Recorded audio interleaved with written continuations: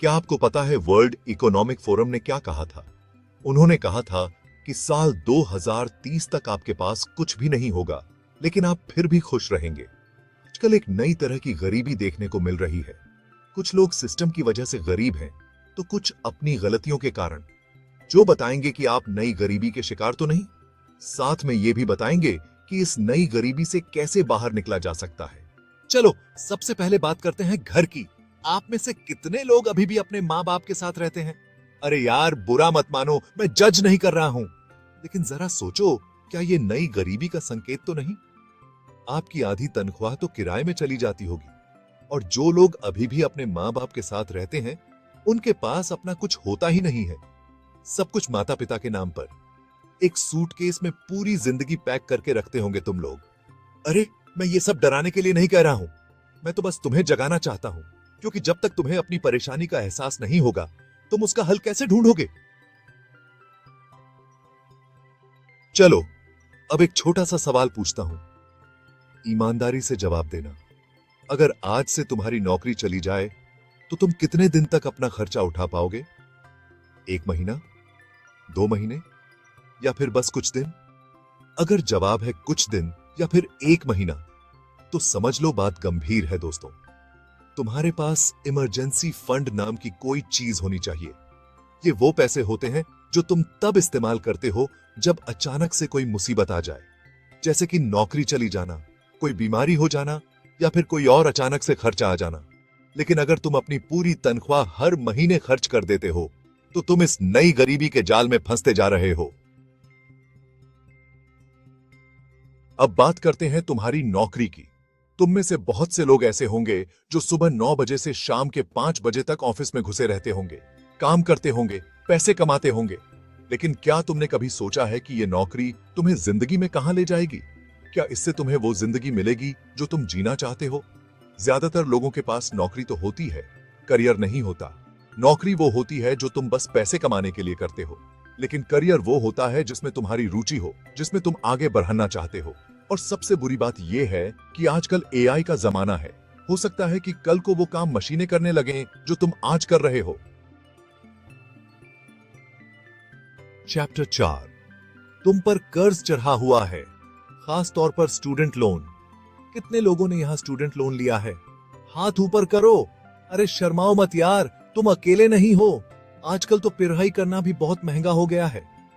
लेकिन क्या तुम्हें लगता है कि तुम्हारी ये डिग्री तुम्हें वो नौकरी दिला पाएगी जिससे तुम अपना सारा कर्ज चुका पाओगे? ज्यादातर लोगों को तो ये एहसास ही तब होता है जब वो डिग्री लेकर बाहर निकलते हैं और उन्हें समझ आता है कि इसकी कोई खास वैल्यू ही नहीं है। फिर शुरू होता है कर्ज चुकाने का प्रेशर, और इसी प्रेशर में आकर वो कोई भी नौकरी करने को तैयार हो जाते हैं, चाहे वो उन्हें पसंद हो या ना हो। चैप्टर 5, तुम्हारे पास इन्वेस्टमेंट के लिए कुछ भी नहीं है। पैसे के बारे में एक बात हमेशा याद रखना दोस्तों, पैसा पैसे को खींचता है। लेकिन अगर तुम्हारे पास पहले से ही पैसा नहीं होगा, तो तुम और ज्यादा पैसा कैसे कमाओगे? इन्वेस्टमेंट करना बहुत जरूरी है, चाहे वो शेयर मार्केट में हो, प्रॉपर्टी में हो, या फिर किसी बिजनेस में हो। जब तुम इन्वेस्ट करते हो, तो तुम अपने पैसे को काम पर लगाते हो, और जब तुम्हारा पैसा काम करता है, तो तुम्हें ज्यादा मेहनत नहीं करनी पड़ती। चैप्टर 6, महंगाई तुम्हारी कमाई से भी तेज भाग रही है। तुम्हें पता है कि रोजमर्रा की जिंदगी में इस्तेमाल होने वाली हर चीज महंगी होती जा रही है। पेट्रोल महंगा, राशन महंगा, कपड़े महंगे, घर महंगे। लेकिन क्या तुम्हारी तनख्वाह भी उसी रफ्तार से बढ़ रही है? ज्यादातर लोगों की तनख्वाह तो वही की वही रहती है, जबकि उनके खर्चे बढ़ते ही जा रहे हैं। और यही है इस नई गरीबी का सबसे बड़ा कारण। तुम कमाई तो कर रहे हो, लेकिन वो सब पैसा तुम्हारे हाथ से रेत की तरह फिसलता जा रहा है। चैप्टर 7, अभी खरीदो, बाद में चुकाओ। ये लाइन तुमने कितनी बार सुनी है? हर जगह ईएमआई का जाल बिछा हुआ है। नया फोन चाहिए, ईएमआई पर लो। नई गाड़ी चाहिए, ईएमआई पर लो। नया घर चाहिए, ईएमआई पर लो। लेकिन क्या तुमने कभी गौर किया है कि ईएमआई पर सामान खरीदने पर तुम्हें ज्यादा पैसे चुकाने पड़ते हैं? ये ब्याज का खेल है दोस्तों, और इस खेल में तुम हमेशा हारोगे। चैप्टर 8। चलो अब एक और ईमानदारी वाला सवाल। तुम्हारे बैंक अकाउंट में इस वक्त कितने पैसे हैं? अगर तुम अपनी सारी जिम्मेदारियां भूल जाओ तो ये पैसे तुम्हें कितने दिन तक चला सकते हैं? अगर जवाब है 1 महीना या फिर कुछ हफ्ते, तो समझ लो तुम नई गरीबी के बिल्कुल करीब हो। तुम्हारे पास कभी भी इतने कम पैसे नहीं होने चाहिए कि तुम बस 1 या 2 महीने का ही खर्चा चला सको, क्योंकि जिंदगी में कब क्या हो जाए कोई नहीं जानता। चैप्टर 9। Health is wealth. ये कहावत तो तुमने जरूर सुनी होगी, लेकिन क्या तुम इस पर अमल भी करते हो, या फिर बस सुबह शाम जंक फूड खाते हो, कोल्ड ड्रिंक पीते हो और एक्सरसाइज के नाम पर बस टीवी के रिमोट को उठाते हो? देखो दोस्तों, अगर तुम हेल्दी नहीं रहोगे तो तुम्हारा सारा पैसा डॉक्टर के पास चला जाएगा, और जब तक तुम बीमार रहोगे तुम काम पर ध्यान कैसे दे पाओगे? और जब काम पर ध्यान नहीं होगा तो पैसे कैसे आएंगे? चैप्टर 10। तुम्हारे सपने बस सपने ही रह जाते हैं। तुम्हारे सपने क्या हैं? क्या तुम अपना खुद का बिजनेस शुरू करना चाहते हो, दुनिया घूमना चाहते हो, या फिर कोई ऐसा काम करना चाहते हो जिससे तुम्हें खुशी मिले? लेकिन अगर तुम बस सपने ही देखते रहोगे तो वो कभी पूरे नहीं होंगे। सपनों को पूरा करने के लिए मेहनत करनी पड़ती है, दिमाग लगना पड़ता है, और सबसे जरूरी बात, पैसा होना चाहिए। चैप्टर 11। तुम अपनी कमाई का एक बड़ा हिस्सा ऐसे कामों पर खर्च कर देते हो जो तुम्हारी जिंदगी में कोई बदलाव नहीं लाते। जरा सोचो, तुम अपने पैसे कहां खर्च करते हो? महंगे कपड़े, महंगे रेस्टोरेंट, महंगी गाड़ियां। लेकिन क्या ये सब चीजें तुम्हारी जिंदगी बदल सकती हैं? ज्यादातर लोग अपना पैसा ऐसी चीजों पर उड़ा देते हैं जिनकी उन्हें बिल्कुल भी जरूरत नहीं होती, और फिर उन्हें बाद में पछतावा होता है कि काश उन्होंने अपने पैसे को समझदारी से इस्तेमाल किया होता। चैप्टर 12। तुम समय के गुलाम हो। तुम अपना कीमती समय कहां बर्बाद कर रहे हो? सोशल मीडिया पर स्क्रॉल करने में, टीवी देखने में, या फिर ऐसे लोगों के साथ घूमने में जो तुम्हें आगे नहीं बढ़ने देते? याद रखना दोस्तों, समय बहुत कीमती है। एक बार चला गया तो वापस नहीं आएगा, इसलिए अपने समय का सही इस्तेमाल करो।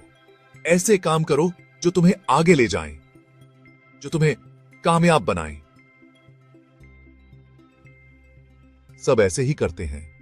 मैं अकेला नहीं हूं जिसके पास पैसे की तंगी है। जिंदगी ऐसी ही होती है।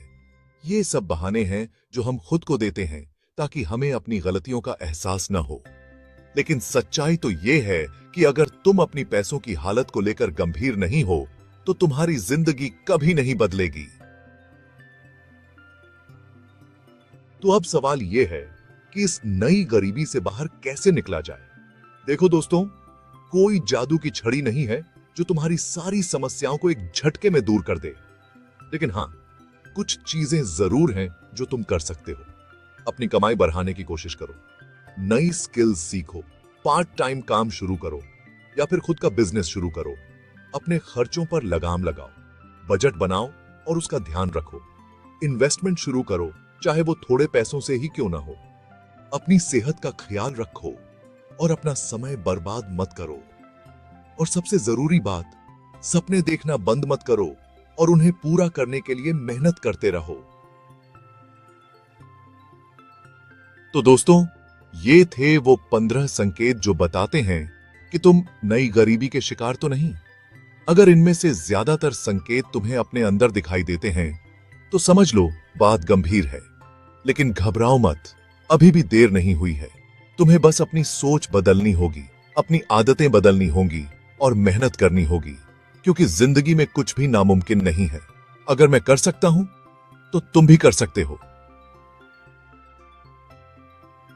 तो भाई लोग और बहन लोग, उम्मीद है यह वीडियो तुम्हें पसंद आया होगा, और अगर आया है तो इस वीडियो को लाइक करना मत भूलना, अपने दोस्तों के साथ शेयर करना मत भूलना, और इस चैनल को सब्सक्राइब करना मत भूलना, क्योंकि यहां पर मैं ऐसे ही मजेदार और जानकारी से भरे वीडियो लाता रहता हूं।